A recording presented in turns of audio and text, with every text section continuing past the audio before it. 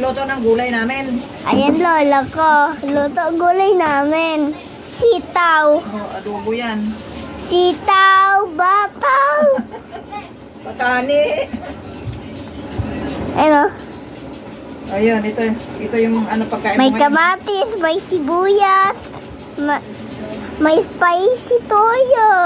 May spicy. Ito yung Ano? gulay natin ngayon. Ano? Oo. Sitaw. Yun ka. Kakain ka pa nito?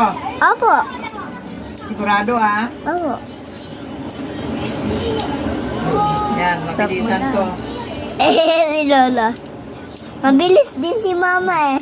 Mabilis din si Mama. Mabilis din si Mama gumanyan eh.